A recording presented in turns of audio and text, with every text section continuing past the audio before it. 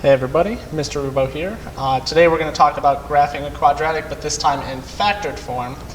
So here I have factored form for you, y equals a times x minus p times x minus q. For this form, p and q are going to be our x-intercepts.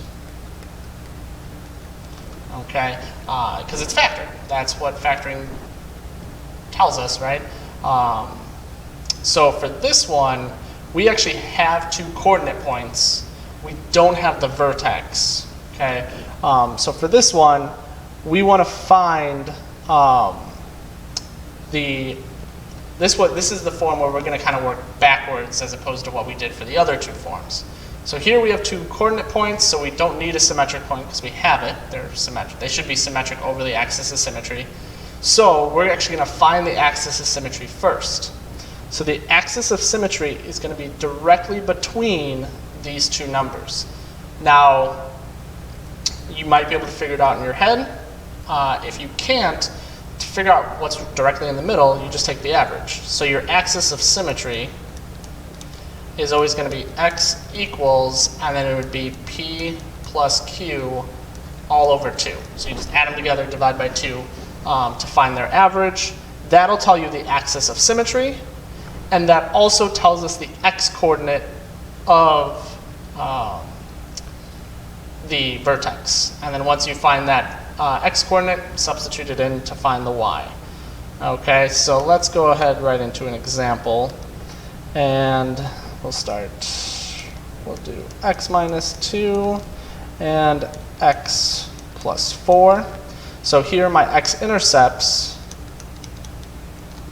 are at 2, because it's the opposite, and I don't want to do that. I'm going to do a little and sign, negative 4. Okay, so now I want to find my x value, or my axis of symmetry, or my x value of the vertex, however you want to think of it. So I want to find the number directly in between.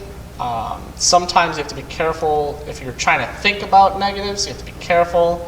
But if you just want to go right into saying 2 plus negative 4 divided by 2, this is going to equal x. So 2 plus negative 4 is negative 2. Negative 2 divided by 2 is negative 1. So x equals negative 1 is the axis of symmetry. And this is also the vertex's x-coordinate. So once you have that, to find the y-coordinate, substitute in negative 1. So it'd be negative 1 minus 2, negative 1 plus 4. That's negative 3. That's positive 3. So you get negative 9. So right there, our vertex is at negative 1, comma, negative 9 is the vertex.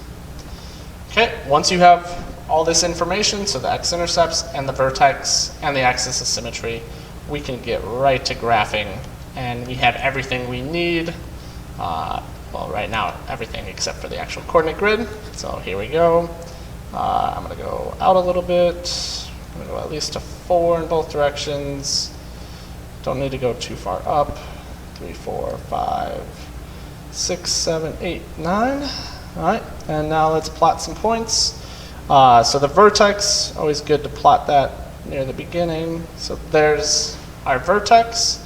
2 is one of the x-intercepts, and negative 4 is the other. So now we connect, and there's your u. If you want to put in the axis of symmetry, just so you can kind of clearly see that those two x-intercepts are directly between, that the axis of symmetry is directly between the two of them, that's a good idea. And yeah, we have our graph. So factored form is nice because it just gives us the 2 points. We do still have to do a little work to find the vertex. But it's not too bad. So let's just kind of go through the steps, and then we'll be good. So first step, find x-intercepts. Okay, once you find them, find axis of symmetry. Oh, symmetry.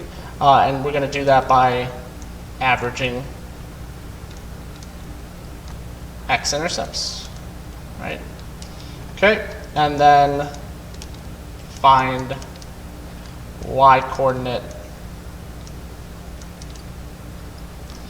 of vertex, because this is also x-coordinate of vertex. All right, so once you have this, plot them out, draw them in, and you're done. So thanks for watching.